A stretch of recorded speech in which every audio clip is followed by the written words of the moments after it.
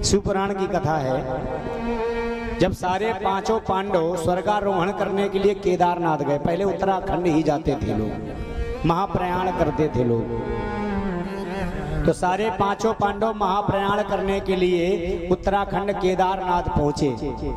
अब जैसे केदारनाथ पहुंचे तो भोले बाबा को याद आया। भोले बाबा कहने लगे, देखो अब तो हम सबके लिए बड़े सुलभ होते चले जा रहे हैं, जो आता है केदारनाथ चला आता है। अब ऐसा करेंगे, हम पांडवों को दर्शन नहीं देंगे। तो भोले बाबा ने क्या किया, केदारनाथ बाबा जो थे वो अंतर ध्यान हो गए। और जैसे ही अंतर ध्यान हो गए, अब पांडवों ने जब देखा कि बाबा कहाँ गए, अब ध्यान सुनना इस कथा को, बाबा कहाँ गए, तो बाबा दिखाई नहीं दे रहे मंदिर में। तो बाबा पता अंतर ध्यान हो गए, और अंतर ध्यान होते ही बाबा ने एक रूप धारण किया। किसका? महिष का।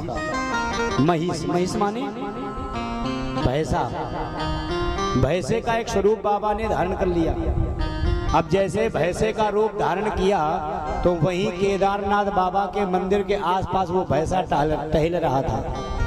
पांचों पांडवों ने जब देखा कि बाबा कहाँ गए, बाबा तो सदैव यहाँ मंदिर में देवालय में रहते, बाबा कहाँ चले गए। अब पांचों पांडव जब ढूंढ रहे थे तो बाबा दिखाई नहीं दिए मंदिर में। तब तक भीम दादा ने देखा, भीम ने देखा कि बाहर एक भैंसा टहल रहा है। भीम दादा समझ गए ये और कोई नहीं है, ये भोले बाबा ही है। हाँ, ये भोले बाबा है। अब महिष को टहलते हुए, भैंसे को टहलते हुए देखा तो बाबा को पकड़ने के लिए भीम दादा दौड़े। और जैसे भीम दौड़े तो भीम, और जैसे भोले बाबा ने देखा तो भोले बाबा दौड़ने लगे। अब जैसे दौड़े तो भीम ने भैंसे की पूंछ पकड़ ली भोले बाबा की। अब जैसे पूंछ पकड़ी तो भोले बाबा जमीन में प्रवेश किए, समझना। जैसे ही प्रवेश किए तो मुख तो अंदर चला गया, और जो भोले बाबा की पीठ थी वो पीठ केवल इतनी बची। बोलो राधे राधे। तो आज भी भोले बाबा उसी स्वरूप में केदारनाथ में विराजमान हैं। कैसे?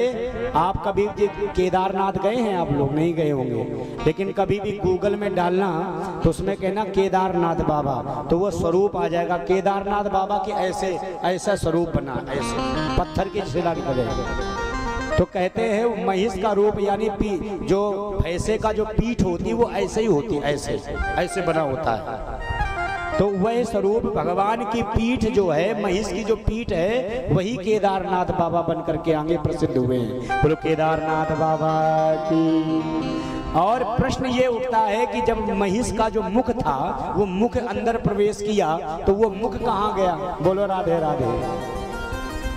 हम आपको बताएं, जो केदारनाथ दर्शन करने जाते हैं या द्वादश ज्योतिर्लिंग की पूजा करते हैं या दर्शन करने जाते हैं द्वादश ज्योतिर्लिंग की, अगर आप लोग द्वादश ज्योतिर्लिंग की पूजा दर्शन कर लें लेकिन उसका फल नहीं मिलता है। कब तक? क्योंकि द्वादश ज्योतिर्लिंग की पूजा संपन्न तब तक नहीं होती है तब तक आप जा करके नेपाल में, जो नेपाल में कौन है? पशुपतिनाथ। तो पशुपतिनाथ के दर्शन जब तक नहीं करोगे तब तक पुण्य वाले मिलने वाला नहीं है। क्यों? क्योंकि केदारनाथ बाबा की पीठ तो है केदारनाथ में और मुख निकला है जाकर के पशुपतिनाथ में। बोलो राधे राधे। इसीलिए उनका नाम रखा गया पशुपतिनाथ, पशुपति। वो जो मुख है वो पशुपतिनाथ ने निकला है। तो केदारनाथ का दर्शन करिए, और केदारनाथ बाबा का दर्शन करने के बाद आप पशुपतिनाथ का भी दर्शन करिए, तब जाकर के केदारनाथ बाबा का पूर्ण रूप का दर्शन मिल पाएगा। बोलो राधे राधे। इस शिव महापुराण की कथा है जो मैंने आप लोगों को सुनाई। क्यों? क्योंकि बाबा विराजमान है तो बहुत सारे चरित्र